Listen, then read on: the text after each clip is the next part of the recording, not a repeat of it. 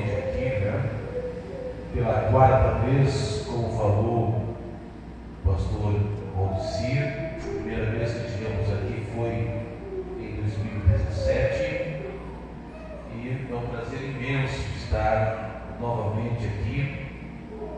Deus preparou essa noite para poder ser um canal, ser apenas instrumento nas mãos dele. Amém?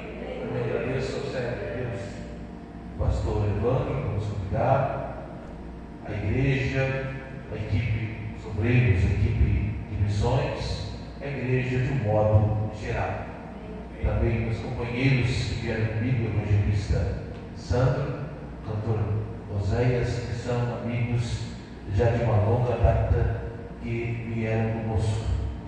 Abra sua Bíblia no primeiro livro, no livro de Gênesis, capítulo 7 e o versículo 7. Obrigado, servo de Deus. Deus abençoe.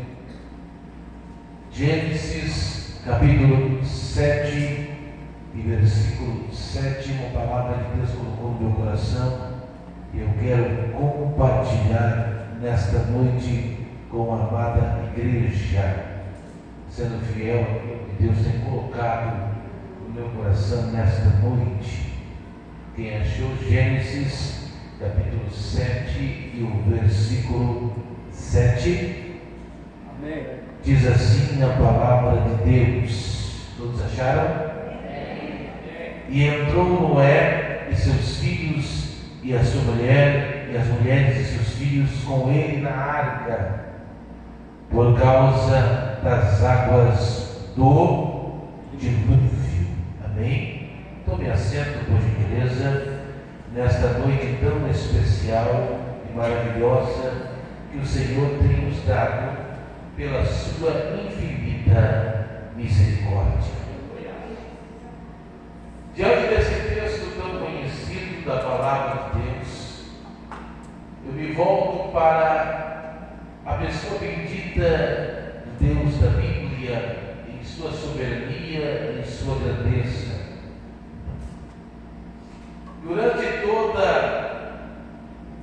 a história do cristianismo, houve muitas heresias que tentaram ferir ou denegrir a soberania e a grandeza desse Deus, do Deus da Bíblia.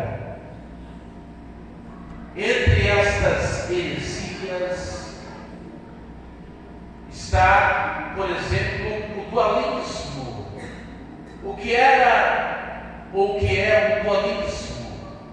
O dualismo era uma heresia, um erro doutrinário que cria que Deus e o diabo lutavam ou lutam em pé de igualdade e que Deus só ganhava do diabo, mesmo usar uma expressão aqui, Deus só ganhava do diabo na prorrogação dos 45 do segundo tempo ou nos pênaltis. Mas isso é mentira, porque nós sabemos quem é conhecedor da palavra de Deus e da Bíblia Sagrada, que o diabo já foi derrotado na cruz do Calvário. Outra heresia que tenta e tentou ao longo da história do cristianismo denegrir a soberania e a grandeza de Deus é o panteísmo, que confunde a criatura com o Criador. A criatura tem que adorar o Criador que criou todas as coisas. Outra coisa que agora até está sendo substituída pelo gnosticismo é o ateísmo, que nega a existência de Deus e diz que Deus não existe e que crê apenas na matéria, mas o salmista diz, no Salmo de número 19, que os céus manifestam a glória de Deus e o firmamento anuncia a obra das suas mãos. Outra heresia, o erro doutrinário, é o deísmo. O que é o deísmo? O deísmo, na verdade, ele acreditava ou acredita em Deus, mas num Deus impessoal, num Deus que criou o homem e num Deus que não se relaciona com o homem. Por exemplo, o filósofo Voltaire, filósofo francês, acreditava desta forma em Deus. Mas nós que cremos na Bíblia, quem crê na Bíblia, nós cremos num Deus pessoal, que se relaciona com o homem, que conhece você, que conhece os teus problemas, que conhece as tuas aflições, que conhece os teus pesares, que conhece você na sua intimidade. Aí existe uma coisa na Bíblia Sagrada, quando Deus vai se relacionar com o homem, chamado de aliança. Deus, ao longo da Bíblia, vai fazer alianças e pactos com o homem. A primeira aliança que Deus faz com o homem está no livro de Gênesis, no capítulo 1, no versículo 27 e 28, chamado aliança adâmica, que Deus faz lá no jardim do Éden. Essa é a primeira aliança, aliança adâmica. A segunda aliança que Deus faz com o homem é com Noé, lá em Gênesis capítulo 9 e versículo 11. Depois que Deus destrói a terra com o dilúvio, Deus faz uma aliança, o arco-íris que você vê, é um concerto que Deus faz com Noé e com seus descendentes, que nunca mais vai destruir a terra com água. Depois nós temos uma, quem está ouvindo, diga amém. Depois nós temos uma terceira aliança, um terceiro conceito que Deus faz com o homem, está em Gênesis capítulo 17 e versículo 7, é chamado aliança abraâmica, aliança com Abraão, porque Deus é um Deus que gosta de se relacionar e se revelar com o homem, mas Deus continua se revelando e fazendo aliança com o homem. Nós temos uma quarta aliança, em Êxodo capítulo 34 e versículo 10, nós temos a aliança mosaica, a aliança que Deus faz com Moisés no Monte Sinai. Mas depois nós temos a quinta aliança que Deus faz com Davi, lá em 2 Samuel, capítulo 7 e versículo 16. Davi, quem está escutando? Davi, ele tem o desejo de fazer um templo, porque até aquele momento era um tabernáculo, o templo móvel do Senhor, e Davi diz para Natã: eu quero construir um templo. E Natã, na emoção, o profeta entregou uma profecia na emoção, mas quando chegou em casa, em sonho, dormiu, servo de Deus, evangelista, meu amigo Santo Maravilha, Deus falou com ele: você entregou uma profecia na emoção, vai lá e diga que as suas mãos têm sangue. Eu não quero que ele faça um templo, quem vai construir o templo é o filho dele, mas eu gostei daquilo que ele colocou no coração e eu vou fazer uma aliança com ele. Nunca vai faltar alguém da descendência de Davi que vai se assentar no trono, porque da descendência de Davi veio o Rei dos Reis, Jesus. Aí nós chegamos, se você não glorificar a Deus agora, nós chegamos no Novo Testamento, no culto de Santa Ceia, em todo culto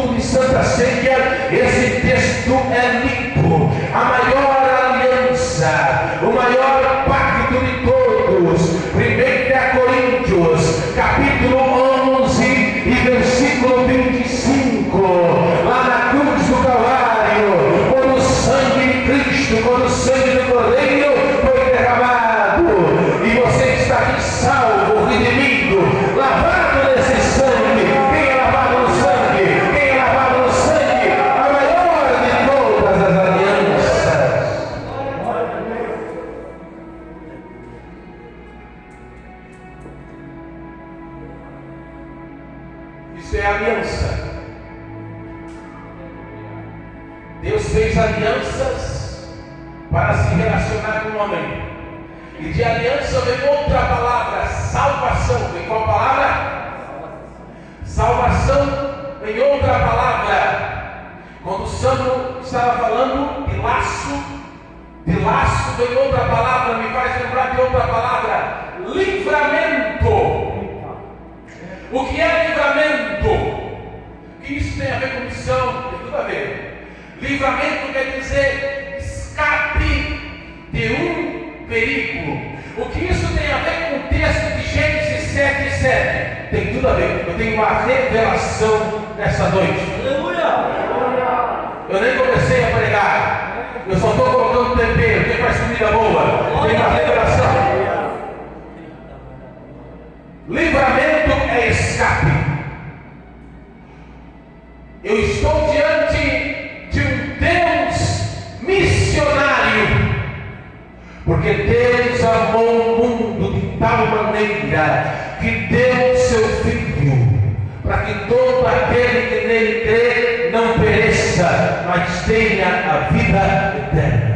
Esse Deus missionário é um Deus de livramento, é um Deus de salvação. De Gênesis a Apocalipse, Deus vai salvando e livrando o homem. É sobre isso que eu quero pregar nesta noite. Eu quero pregar sobre os grandes livramentos deste Deus missionário. Quem quer ouvir a revelação de Deus? Vamos começar por aqui. Gênesis 7:7. É o primeiro grande livramento desse Deus missionário. O que nós podemos aprender sobre esse livramento e sobre o inimigo, sobre o laço que tem aqui? Nós temos um livramento, nós temos um laço aqui. Primeiro, Noé, no meio daquela geração corrompida, e Deus olhou para aquela geração corrompida, Deus disse, ou colocou no seu coração, que iria destruir aquela geração corrompida, no capítulo 6. Mas diz a Bíblia que Deus achou graça a Noé, melhor dizendo, achou graça aos olhos de Deus. Você conhece a história. E Deus mandou Noé construir a arca. E num período de 120 anos, Noé, ele pregou para aquela geração, e ele não ganhou aquela geração, foi um missionário. Mas o que eu acho mais lindo é que ele ganhou a sua família. Sabe o que eu entendo aqui, irmãos? Antes de fazermos missão fora, a missão começa em casa. Antes de ganharmos o mundo, ganhamos a família. A missão começa em casa. John Wesley, quem? Ele foi um dos maiores ganhadores de almas.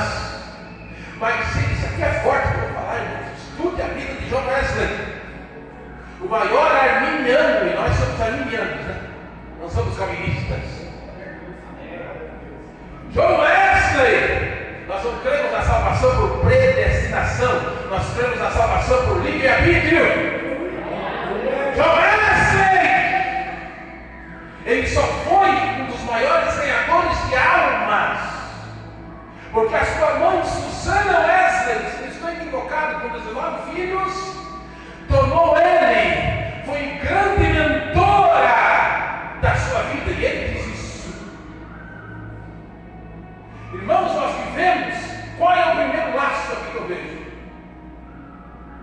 Eu preciso dizer isso, não? Deus me deu uma mensagem, e eu andei 600 quilômetros, se eu não entregar, Deus vai cobrar de mim. Eu não sou daquele tipo de pregador, irmãos, eu preciso ser sincero, eu não sou preocupado se você vai É muito, se você falar em línguas, amém. Se você pular, amém. Mas eu estou preocupado que você, amanhã, segunda, terça, quarta-feira, você ficar com essa palavra gravada no seu coração. É isso que me preocupa. Eu sou desse tipo de pregador. Quero que você saia daqui consciente da pregação. O primeiro inimigo aqui, o livramento é o livramento da família. E a obra missionária começa na família.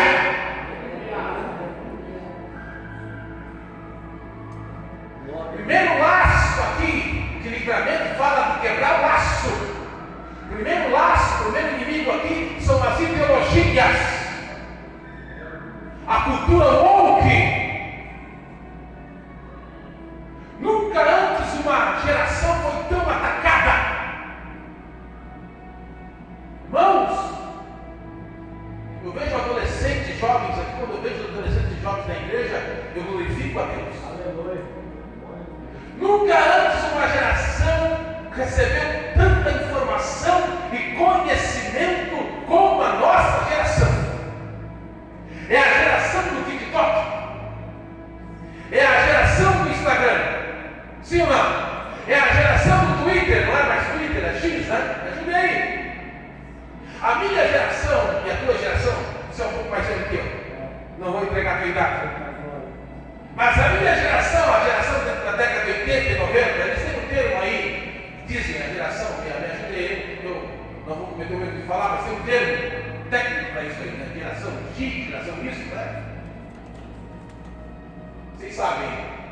Mas a minha geração da década de 80 e 90 era a geração do VHS, depois veio o DVD, era a geração da ficha, quem pegou essa época aí? Primeiro celular que saiu era o tamanho dessa Bíblia aqui. Os jovens vão pegar isso aqui. Mas essa geração, irmãos, é uma geração que conhece muito conhecimento. Acontece uma coisa: conhecimento. Aí vem toda essa informação, toda essa lacração, irmãos. Tudo isso, irmãos, Nós vivemos nesse mundo, irmãos, que o certo é o errado é o certo. E no meio disso tudo, irmãos, pessoas ridiculizando a Bíblia. Aí vem um pastor agora dizendo: Deus, mãe, eu estou no colo de Deus, mamando no peito. Que palhaçada é essa, irmão? Onde nós vamos parar? Uma geração que vai para a rua e queima a Bíblia. Mas no meio disso tudo você tem um filho, você tem uma filha, você tem um neto, você tem uma neta, e você tem a responsabilidade. Você é o Noé, você é o meu pai, você é o missionário na sua casa. E você, antes de ganhar os de fora, você tem que ganhar os teus. É isso que o Espírito Santo está falando para mim, para você.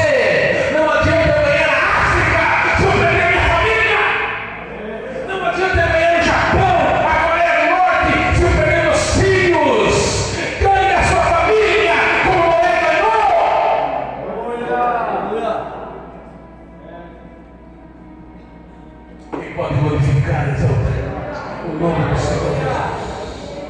Quem sabe que você não seja um Billy, um Jimmy Swaggart, mas se você for um Noé e ganhar pelo menos a sua casa, você já fará grande coisa. Você já fará, diga para o seu irmão, você não precisa ser um Billy, você não precisa ser um Jimmy Swaggart, mas se você for um Noé e já ganhar pelo menos a sua família, você já fará uma grande coisa.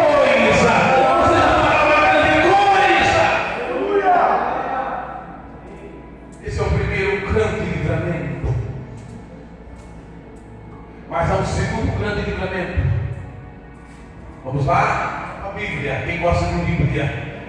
Gênesis, em Gênesis ainda, capítulo 18 e versículo 32. Gênesis 18 e 32. Diz mais: Ora, anuncie o Senhor, que ainda só mais esta vez falo. Se porventura se acharem ali 10, disse, não os destruirei por amor dos 10. Você conhece a história? Deus revelou a Abraão que iria destruir Sodoma e Gomorra. E Abraão começou a interceder, se tiver 50. E foi indo. E chegou em 10.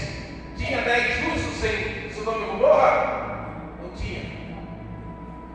Tinha só Ló. E o Ló, se você for ver com atenção o Ló também, irmãos, o anjo teve que pegar, por licença, vem aqui, teve que pegar, vem, porque ele não queria sair de Sodoma. Queria ficar. O anjo teve que puxar. O nome do céu de Deus? Anselmo, o anjo teve que puxar ele. Porque ele não queria sair. E a mulher dele olhou para trás, porque o coração dela estava em Sodoma. E as filhas, você sabe as filhas, né? Embebedaram o pai, porque já estavam corrompidas. Era a prática comum daquilo ali. E o Ló só não pereceu porque o Abraão, tio, orou. E eu vou dizer algo de Deus. Tem muita gente que não morreu por causa de oração de pai, por causa de oração de mãe. Tem muita gente que não foi para o inferno, que não pereceu por causa do poder da oração intercessória. Eu vou dizer, irmão, porque antes da palavra cortar aqui, cortou aqui. Eu só estou pregando aqui por causa da oração da minha mãe.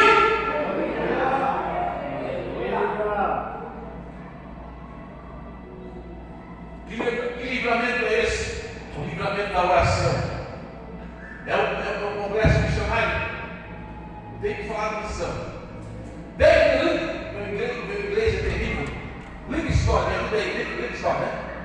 É isso aí mesmo. Grande missionário. Além de missionário, ele era um grande descobridor. Inglês fantástico. Ele morreu de joelhos dobrados, orando pela África, dizendo: salva a África, salva a África, salva a África. Grande homem de Deus. E o David Brenner, missionário entre os índios norte-americanos, morreu aos 29 anos de idade, orando, dizendo: dai-me almas, senão morro. Poder da oração. E o John Knox, grande pastor escocês, um dia um amigo foi visitar ele e de repente, de madrugada, ele escutou. O John Knox era pastor, ele escutou o gemido e foi ver de madrugada o John Knox orando, todo suado, dizendo: Senhor, dai-me a Escócia, dai-me a Escócia, senão eu morro, dai-me a Escócia, senão eu morro.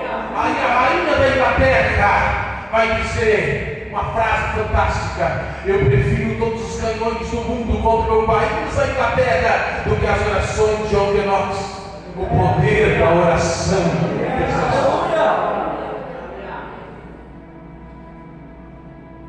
Agora, que laço, que inimigo é esse aqui, irmãos? Sodoma representa, estou falando de laço, livramento. Nesse tempo, porque nós somos os trabalhadores da última hora. Que inimigo representa aqui Sodoma? Representa o pecado. Essa geração é mais pecadora que a geração de Sodoma e Gomorra. Essa geração é mais corrompida que a geração de Sodoma e Gomorra. E porque Deus ainda não destruiu essa geração? Por causa da igreja que está aqui. Mas está chegando a hora do Senhor arrebatar a sua igreja.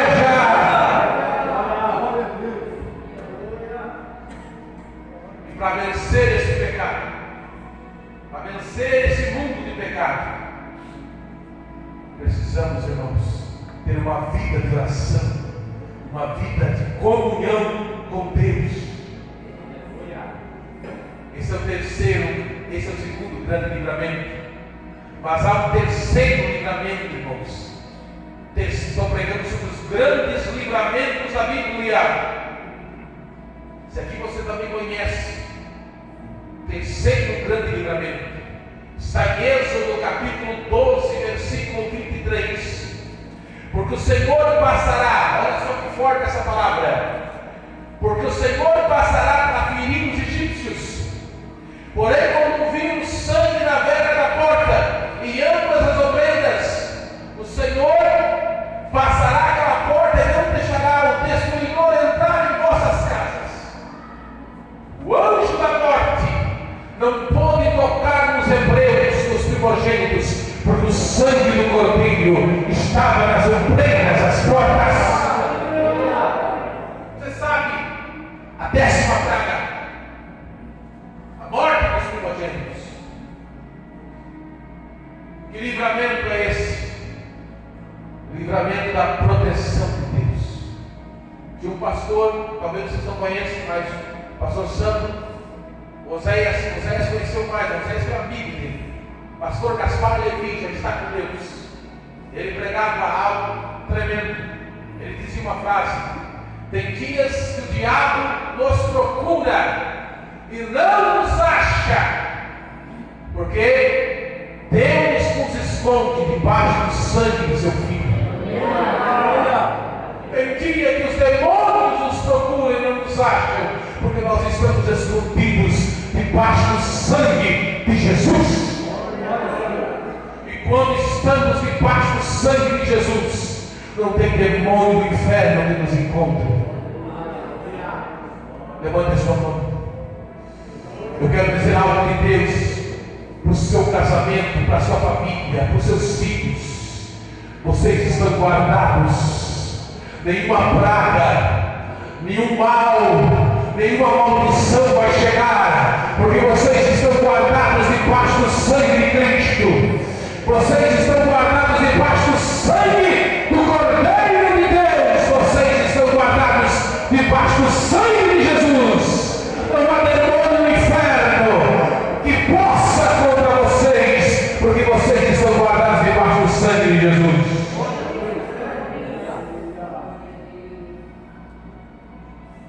Agora que laço representa aqui? Representa o Egito, irmãos. E o Egito é terrível. Porque quando nós olhamos a história do povo de Israel, qualquer coisinha, eles queriam voltar para o Egito. Qualquer coisinha, eles sentiam. Irmãos, Deus dava maná para eles. O que era maná? Pão do céu. E eles sentiam saudade do pepino, saudade das coisas do Egito, comida de escravo. Aí trazendo para nós, tem muita gente que se conforma vivendo no comodismo, se conforma com as coisas do mundo. Aí vai se importar em fazer missão, vai se importar com Coreia do Norte, vai se importar em ajudar missionário, se está só envolvido com materialismo? Pergunta para o irmão: você acha que alguém que está envolvido com as coisas do mundo vai se importar com obra missionária? Eu vou falar aqui, você acha que alguém, vou pegar aqui meu negócio que eu peguei Vietnã. Você acha que alguém que está envolvido com materialismo, alguém que está envolvido com as coisas do mundo, que nem está na carne, irmão, está no osso, sabe? Está no osso. Sabe aquele crente que ainda passou do estado da carne, está só no osso? Vai pegar e vai orar pelo Vietnã, pela Coreia do Norte, vai se importar em fazer uma missionária? Não! Ele está acomodado, conformado. Eu me lembro de Hudson Taylor. Sabe quem foi Hudson Taylor? foi um inglês que evangelizou a China na época imperial. Leia a biografia dele. Ao morrer, ele falou a seguinte frase: se eu tivesse 100 vidas, eu as daria pela China. Ele era um inglês, não sabe os ingleses são são tudo, né? Aquela postura. Tinha quando nós falamos missão, existe a barreira da cultura, existe a transculturação, você conseguir conhecer outra cultura. Aí tinha essa barreira da cultura dos ingleses e dos chineses. Aí o Wilson Taylor pegou isso e ele começou a se vestir como os chineses, a comer a comida dos chineses. Aí os chineses começaram a parar esse inglês diferente. Ele come a nossa comida, ele se veste como nós, e eles pararam para ouvir o que esse inglês que comia como eles, que se vestia como eles, e ele começou a ganhar os chineses, porque ele fez essa transculturação. Glória a Deus. E ele ganhou muitas almas. Aí ele voltou para Londres, e os ingleses, né? Nada contra os ingleses, quero conhecer a Inglaterra. Mas os ingleses ricos, nada contra os ricos. Mas todos eles havem comodismo, né? Porque tem pobre acomodado, estão entendendo, né? E rico acomodado. Comodismo pega todos, independente da classe, da raça. Os irmãos estão entendendo? Acomodado. Daí ele foi contar uma experiência que aconteceu. Ele estava no Rio Chinês, escute isso. E ele foi evangelizar um moço chamado Pedro, um moço chinês. E evangelizando esse moço escorregou e caiu no rio. E ele tentando salvar o moço, desesperado, o moço não sabia nadar. E ele viu os pescadores chineses e disse: pelo amor de Deus, o moço está se afogando, me ajude a salvar o moço. Aí os pescadores chineses: olha, se você tiver 2 libras, nós lançamos a rede e salvamos. Eu tenho apenas 1 libra. Não, por 2 libras nós salvamos. Não, pelo amor de Deus, 1 libra. Não, 2 libras. Mas ele está se afogando. Aí de tanto insistir, tá bom, por 1 libra. Mas quando jogaram, já era tarde demais. Ele contando isso, os ingleses ficaram furiosos. Que chineses maus, por causa do dinheiro, deixaram o menino morrer e se afogar. Aí quando os ingleses ficaram furiosos, Hudson Taylor olhou para eles assim: vocês são iguais. Vocês não são diferentes dos chineses que deixaram Pedro morrer afogado, porque vocês têm dinheiro. Quantas libras vocês têm aí? E eu estou lá na China, e até hoje, quantos anos estou lá, nunca me deram dinheiro, me ajudaram na obra missionária. Vocês são iguais os chineses, não há diferença nenhuma para aqueles pescadores, para vocês. Comodismo, materialismo, grande inimigo, mas que vai cair por terra hoje, em nome de Jesus. É o Egito.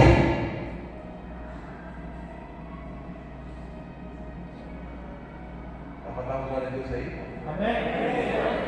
Se não dá, pode dizer aí que serve também. Outro livramento.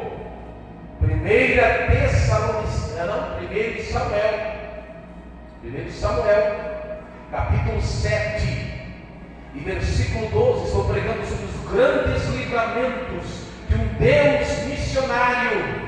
1 Samuel, capítulo 7 e versículo 12. Olha só. Então tomou Samuel uma pedra e a pôs entre Mispa e Sem, e chamou o seu nome Ebenezer, e disse: até aqui nos ajudou o Senhor. A arca da aliança tinha sido devolvida. Ofni e Finéias se morreram. Vocês sabem, a arca ficou 7 meses na terra dos filisteus. Deus afligiu os filisteus. Mas os filisteus, na época da idade do bronze, eles possuíam a ciência e o monopólio do ferro. Mas Deus era com Samuel. Samuel estava na presença de Deus. Para vocês entenderem esse livramento aqui, Quero que vocês entendam. Amém? Para acontecer esse livramento aqui, é importante. Isso aqui é uma passagem tremenda, irmãos. Essa passagem aqui tem uma revelação tremenda. Eu quero que vocês entendam essa passagem.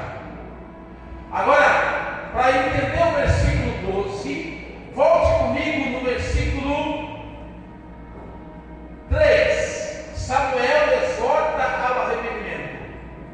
Porque os israelitas vieram até Samuel para pedir a Samuel que Deus livrasse Israel da opressão dos filisteus. Olha só. Então falou Samuel a toda a casa de Israel, dizendo. Daí Samuel falou ao povo: se com todo o vosso coração vos converterdes ao Senhor, olha só, tirai dentre vós os deuses estranhos e os asteroides, e preparai o vosso coração ao Senhor, e servi a Ele só, e vos livrará da mão dos filisteus. Agora preste atenção, irmãos, no versículo 4. Então os filhos de Israel tiraram dentre si os Balaíns. Esse Balaíns aqui, irmão, não está no singular, está no plural, porque havia vários Baals. Havia o Baal que era adorado no monte, havia o Baal que era adorado no vale, havia o Baal que era adorado na montanha. Para você entender no português bem chulo, havia demônio em cada lugar, capeta de tudo quanto é tipo de gosto, que o povo adorava, entenderam? Era demônio em todo tipo de lugar, Balaíns e asteroides. Samuel está dizendo: vocês querem vitória? Vocês querem que Deus dê vitória para vocês? Então vocês vão ter que pegar os Baals, toda essa capetada que vocês adoram aí, para vocês entenderem, irmãos, e vocês vão ter que destruir. Querem vitória? Então vocês vão ter que ter renúncia. Deus não vai dar livramento. Deus não vai dar livramento para vocês enquanto vocês adorarem a Ele e a Baal. Vocês vão ter que quebrar os Baals. Vocês vão ter que quebrar todos os deuses falsos e adorar somente a Ele. Que livramento é esse? É o livramento da santidade.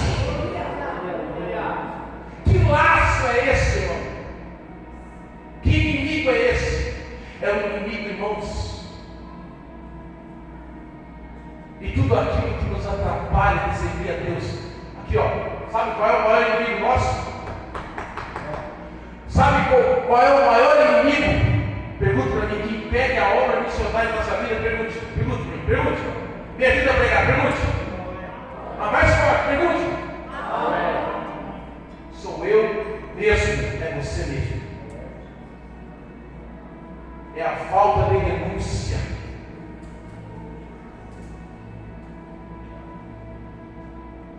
É a falta de renúncia.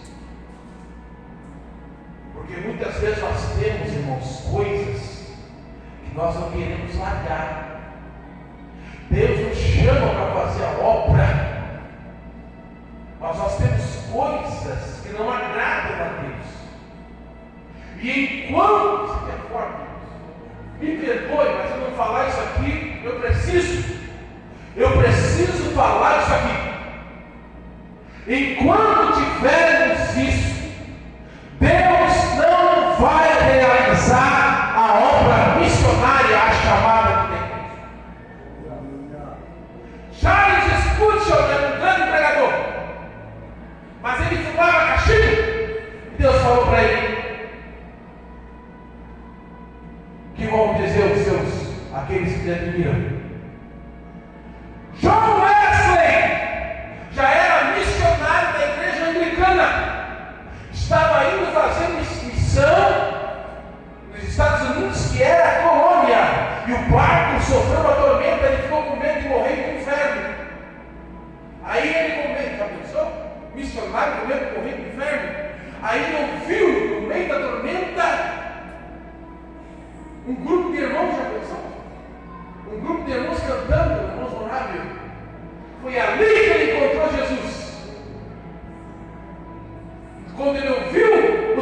honraram o meu caminho. Foi ali que ele encontrou Jesus. David Wilson, quem ouviu falar? Era pastor de uma igreja em Pittsburgh, com 100 crentes. Pastor, 100 crentes. Na batida de hipótese. Mais ou menos na batida. Ele, sabe o que ele fazia depois do culto? Não tinha Netflix, não tinha ficar, não tinha Amazon Prime, não tinha Disney, não tinha Max, não tinha Globo, não tinha Record, mas ele ia, ficava até 2 horas da manhã assistindo um programa de televisão da Espírito Santo. Você perdendo tempo, você podia estar orando aí, né? Aí ele começou a orar esse tempo. Aí Deus um dia ele estava orando esse tempo, ele começou a orar esse tempo. Aí um dia tem umas missas de grande circulação, uma missa live. Deus disse para ele assim: você vai em Nova York, porque passou uma matéria de rapazes de gangues de rua, e você vai evangelizar. Mas um pastor caipira, é que nem você aqui no interior aqui, ou que nem eu lá em Joinville, e ir lá para São Paulo, ou para Rio de Janeiro, é uma coisa. E ele foi, e ganhou uma gangue inteira, mais terrível para Jesus. Por quê? Porque ele renunciou a si mesmo. Quem está disposto? Quem está disposto? Quem está disposto? Quem está disposto? Quem está disposto? Deus está procurando alguém que se coloque. Deus está procurando alguém. Aleluia.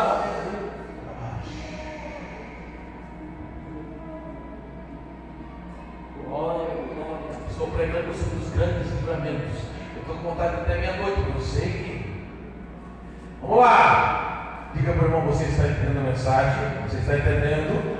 Segundo Reis, capítulo 19, versículo 35. Segundo Reis, capítulo 19, versículo 35. Olha, outro grande livramento desse Deus missionário.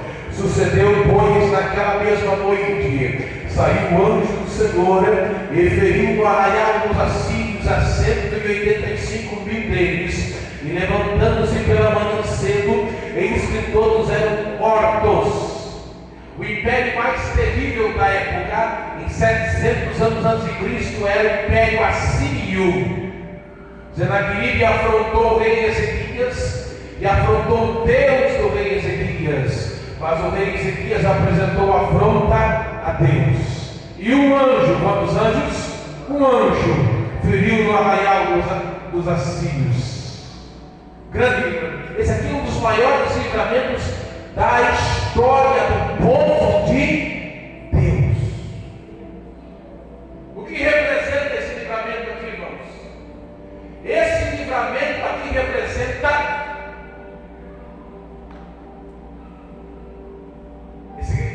que representa o livramento de todas as forças ou poderes que se opõem à obra de Deus.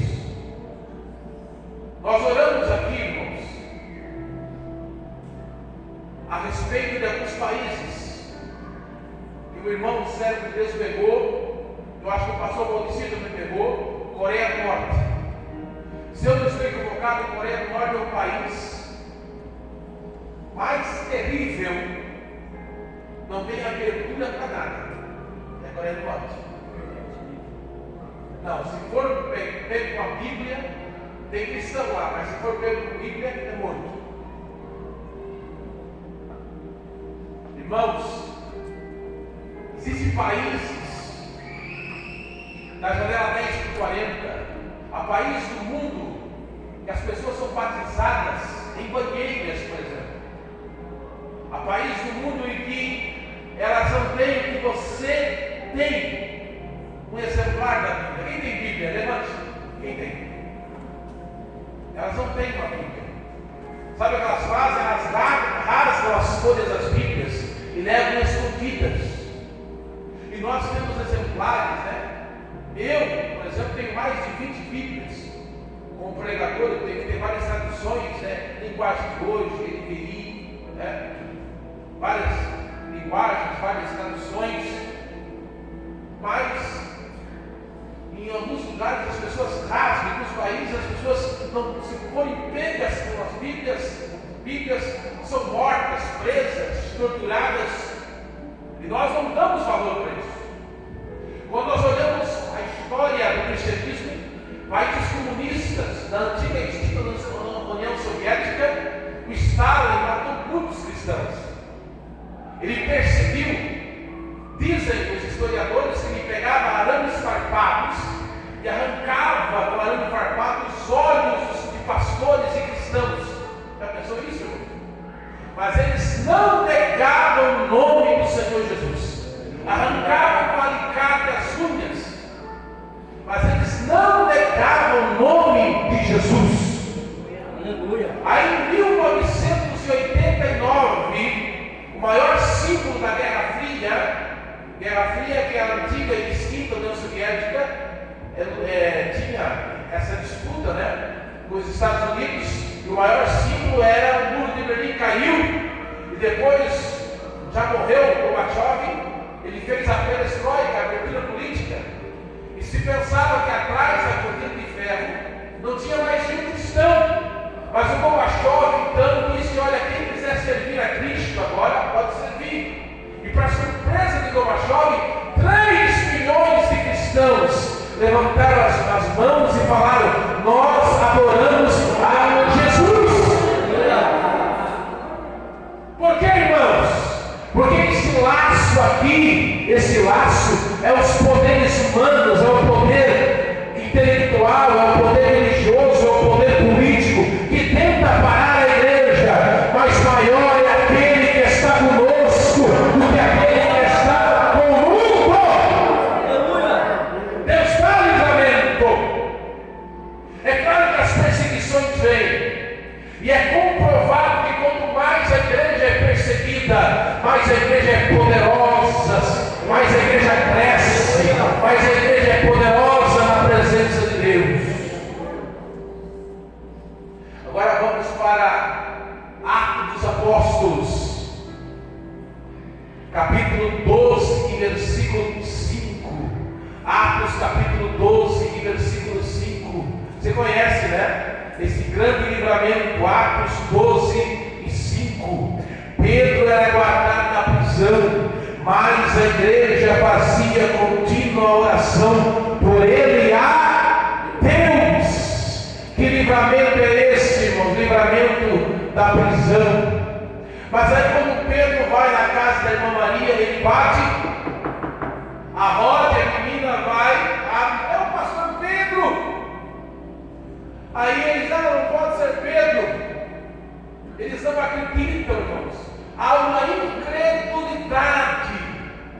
Eu vejo aqui um laço, um inimigo chamado incredulidade, que está se abatendo em muitos lugares. Eu comecei, vocês se lembram que eu falei do gnosticismo? O gnosticismo tem tomado conta de muitos lugares. 85%, se não estou equivocado, não, 88% dos europeus. Quantos por cento? São gnósticos. Eu estava ouvindo o pastor Paulo Romero, grande apologista, falando que uma jovem chegou numa igreja norte-americana e o pastor dela, uma grande igreja americana, chegou e disse: olha, eu sou gnóstico, eu não tenho certeza se Deus existe. Já pensou? O seu pastor chegar, você chegar numa igreja, melhor dizendo, e o seu pastor chegar para você e dizer: eu não tenho certeza se Deus existe, o que você faria? Eu pergunto para você, como é que é o seu nome, querido? Rodrigo.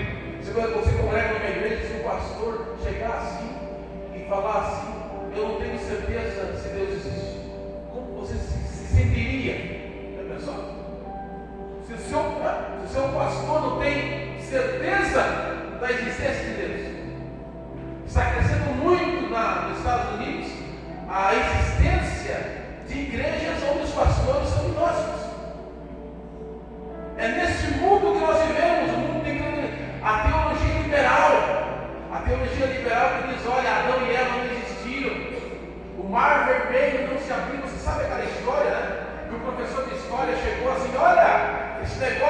mar vermelho é mentira. Faraó, os cavaleiros passaram com água até pela canela. Você conhece a história?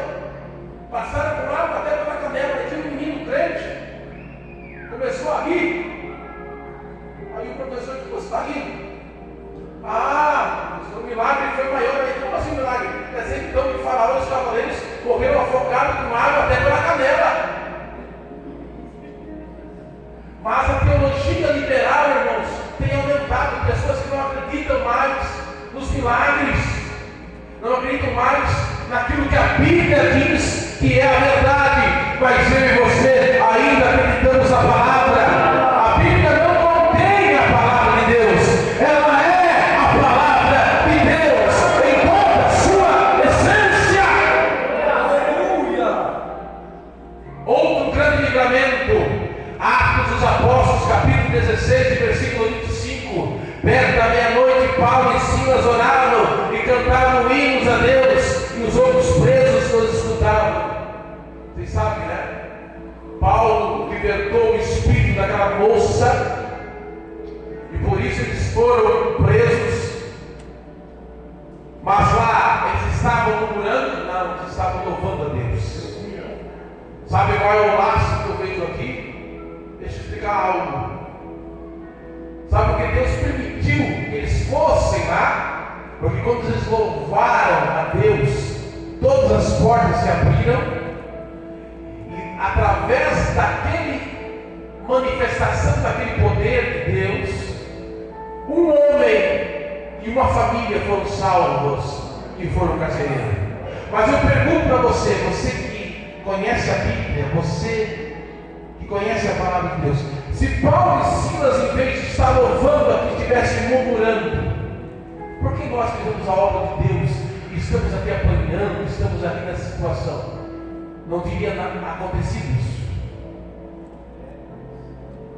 Nós temos que entender os planos de Deus. Nós temos que entender o jeito que Deus trabalha. Não é do nosso jeito, não é da nossa maneira e não é do nosso tempo. Existem pessoas aqui que têm promessa de Deus. Existem pessoas aqui que Deus vocacionou, que Deus escolheu, que Deus separou, mas não é do nosso tempo e não é do nosso jeito, é do jeito de Deus. Não murmure, apenas louve e espere o tempo da promessa de Deus, que Deus vai cumprir. Deus tem coisas grandes e extraordinárias na sua vida, mas existe uma coisa que impede a bênção de Deus de se cumprir, é nós questionar e nós murmurar. Quando nós murmuramos e questionamos, nós podemos perder coisas extraordinárias. Espere o tempo, não saia da posição que Deus te colocou, porque logo vai chegar o tempo da promessa de Deus se cumprir na sua vida. Judas, outro grande livramento. Judas, versículo 25. Judas, versículo 25. O que diz Judas? Não, Judas 23.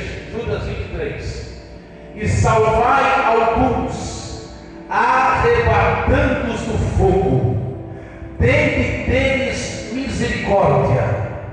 E salvai alguns, arrebatando-os do fogo. Isso aqui é interessante, irmãos. Deus falou fortemente comigo através dessa palavra. Salvai alguns. Olha a expressão que Judas usa. Nós não podemos salvar todos, mas podemos salvar alguns. Você sabe a fábula do beija-flor? Quem sabe? Havia um grande incêndio na floresta. E o beija-flor, sabe, é uma ave frágil, né? Ia pegar um pouco de água num lago, ia tentar aquele grande incêndio. É uma fábula que tem uma lição de moral. Ia lá E as outras aves daquela fábula começaram a rir. Uma expressão bem chula, a tirar sarro do beija-flor. Você nunca vai apagar este fogo, é em vão. Aí sabe o que o beija-flor, você já ouviu essa fábula, mas é bom relembrar. Sabe o que o beija-flor disse? Mas a minha parte eu estou fazendo. O que eu vou dizer para você nesta noite? O mundo está em pecado. Esta geração é a geração mais pecadora. Alguém pode dizer: o que adianta você pregar? O que adianta você evangelizar? É em vão. O que adianta você fazer missão? O que adianta você dar esse pouco? O que adianta? É em vão. Mas eu digo nesta noite pelo Espírito Santo: faça a sua parte. Uma alma que você ganhar. Quando você chegar naquele dia, você vai chegar diante de Deus e vai dizer: aqui está a alma que eu ganhei. Existe uma coisa muito linda: o desfile de corpo de bombeiros. Quando os bombeiros fazem desfiles, muitas vezes os bombeiros, as pessoas que eles salvam, os bombeiros levam as pessoas. Aqui estão as pessoas que nós salvamos. Naquele dia vai ser assim no tribunal de Cristo: aqui está a pessoa que eu salvei, aqui está a pessoa que eu libertei, aqui está, eu vou chegar e vou dizer: aqui está a pessoa que eu salvei, aqui está a pessoa que eu salvei das drogas, aqui está a pessoa que eu salvei. Foi pouco, eu podia ter feito mais, eu podia ter feito mais, eu podia ter feito mais, eu podia ter feito mais. Salvai alguns, arrebatando do fogo. Aleluia. Liga, machoca, Liam Neeson, no filme A Lista de Schindler, ele faz isso, num filme baseado em fatos reais, quando ele salva aqueles judeus. Ele olha para os judeus que ele salva da sua fábrica, ele olha para o seu relógio, quantas vidas podiam ser, ele olha para o seu botão, ele olha para o anel, quantas vidas eu poderia ter salvo mais. Liam Neeson interpretando aquele alemão nazista, mas que salvou muitas vidas. Quem assistiu o filme A Lista de Schindler? Assista. No final do filme, a parte mais linda: ele podia ter salvo mais, eu podia ter salvo mais, eu poderia ter salvo mais, eu salvei poucos. Eu poderia ter esse anel, esse relógio, quantas vidas eu poderia ter salvo, quantas vidas, esse sapato eu poderia ter salvo. Mas aí os judeus, escute isso, os judeus que foram salvos abraçam ele, porque são gratos. Você pode salvar mais, você pode fazer mais, você pode salvar mais, você pode salvar mais. Se coloque de pé orando, se coloque de pé orando, se coloque de pé orando, se coloque de pé adorando. Você pode fazer mais.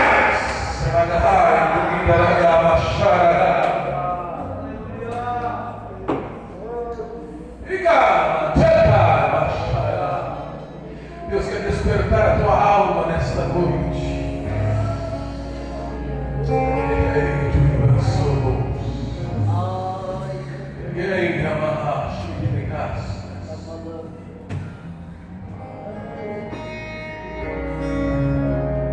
Levante as suas mãos aos céus e amasse.